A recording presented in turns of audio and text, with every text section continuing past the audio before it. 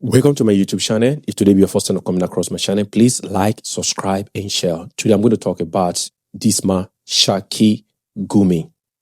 Now, the article I'm going to read right now, please be patient with me. It's a very interesting article. As a reasonable people, think about it yourself, and let's see what this man said. And I'm going to read everything together so that we understand what is bit by bit. And there's a video I'm going to attach to it. Please be patient and watch the video. After the article, says Sheikh Gumi praised Fulani terrorists for kidnapping children, defend atrocity as lesser evil. Now, he praised the Fulani terrorists for kidnapping children, defending atrocity as lesser evil. Now, let's go. Which is on the 6th of November this month, I think 5 days ago. It's a disturbing video as of face showing popular Nigerian terrorist spokesperson is a terrorist spokesperson, Sheikh Ahmad Abubakar Gumi, openly praising Fulani terrorists for abducting children, adopting a child, kidnapping as a means of survival. In an interview with the BBC, Sheikh Gumi, long accused by Nigerians of serving as the chief defender and apologist for various Fulani terrorist groups, described the adoption of school children as a lesser evil. Now, if they adopt these children, what are they using them to do? They indoctrinate them, they brainwash them, they radicalize them, and they push them into the society. Now, he said, in an interview with lesser what? Evil, appear compared to what he called town ransacking. Town ransacking meaning they go to the town, they ravage everything, they destroy everything, they make everything meaningless, they make life useless. Yes, in fact, kidnapping children from school is less evil than going into a town and ransacking it. Gumi is the one saying this. Gumi said during the interview, the cleric who was reportedly argued that the deadly Fulani terrorists deserve sympathy. Now he's sympathizing with the Fulani terrorists that the deadly Fulani need what? Sympathy. They need what? Deserve what? Sympathy and dialogue rather than military action. Went further to justify the adoption of school children, saying it has reduced the number of deaths. It has reduced the number of deaths. Before we were getting death by 100. They were going into towns, killing anybody, including children. But now they are taking children safely without killing them. So I think we are almost reaching the climax of the negotiation. This is what we hope and aspire for, he said. Now, he said before, not like before, they go into town, they ravage the community, they kill anybody they can, they kill children, they kill everything. But now they are not doing it anymore, meaning they are not the good people. Then what they need is not dialogue and negotiation, you understand, so that they can negotiate with terrorists and there's no military action that is going to be attached to it. What a country we have. See, this is what Gumi said.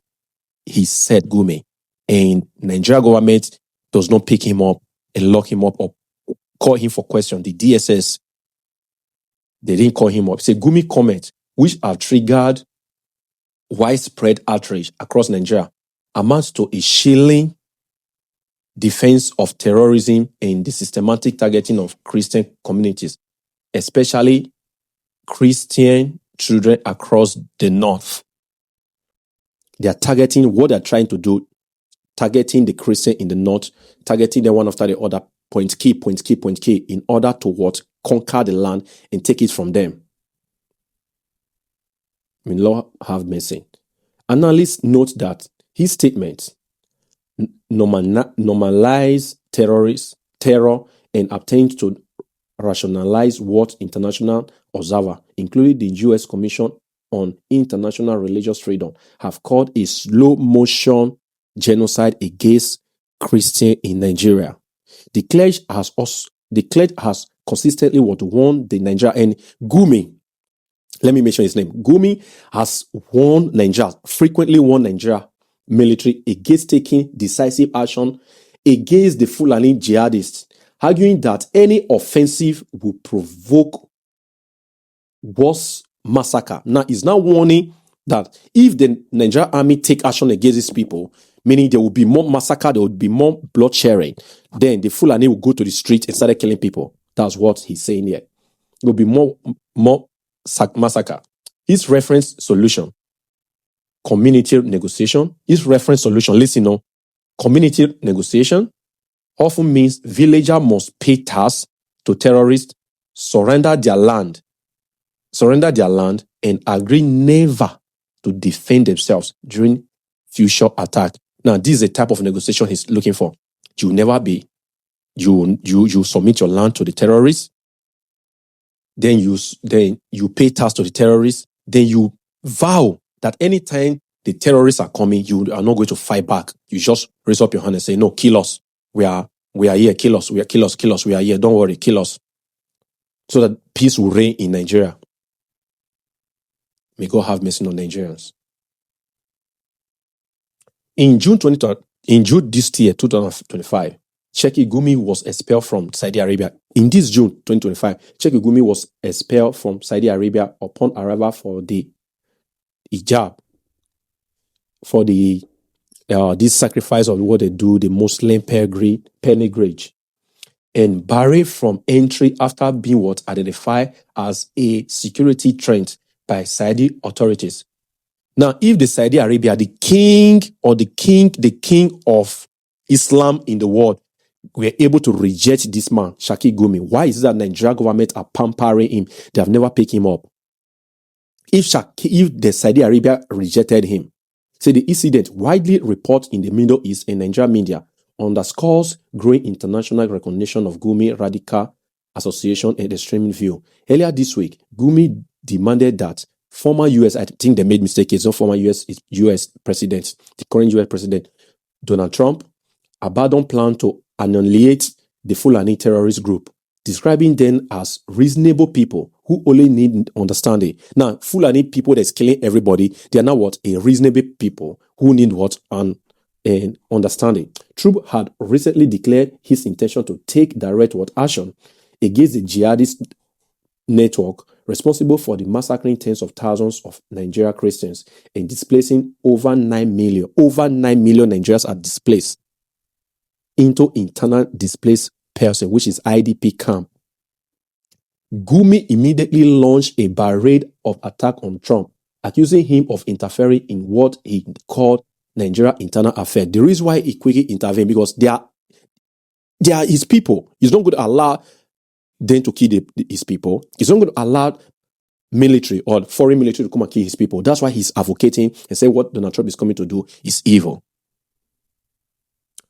Observers have since warned that Gumi rhetoric represents not just moral collapse, but active collaboration with the terrorist elements, whose operations have devastated much of North Nigeria. Security experts hedge that the freedom with which Gumi operates, despite years of openly advocating for terrorists, reflect the deep complicity between Nigeria political elites and jihadist network. His interview, travel, and unchallenged public advocacy, even after international censor, serve as a chilling reminder that in today Nigeria, terror has defender in high place, and those defending the victim are the ones being silenced. You see, if you speak and say what they are doing to Christians, they'll tell you that you should shut up, that what you are saying is not true, because those that are defending the terrorists are stronger than people, because they are in the power, they are in a political power. They have weapons, they have money, they have the media, they control the media, they control everything. So if you are coming to defend those that they are killing, they will not tell you that. Those that are killing people will not tell you that you are trying to cause division, because those killing benefit them. If the killing does not benefit the northern part of Nigeria, I believe this killing could have been stopped by now. So I'll add a video to this, and have a nice day. Thank you. Yes, in fact, kidnapping children from school is less evil than going into a town and ransack it. Before, we are getting death by hundreds, going into town, kill anybody, children. So now they are taking children safely without killing them. So I think we are almost reaching the climax of negotiation, and preaching to them will encompass all of them so that we have permanent peace. This is what we hope, and this is what we are aspiring for. Okay, so your own belief now is that kidnapping students is way better than ransacking a community. Is that what you're saying? I just want to get that right. Yeah.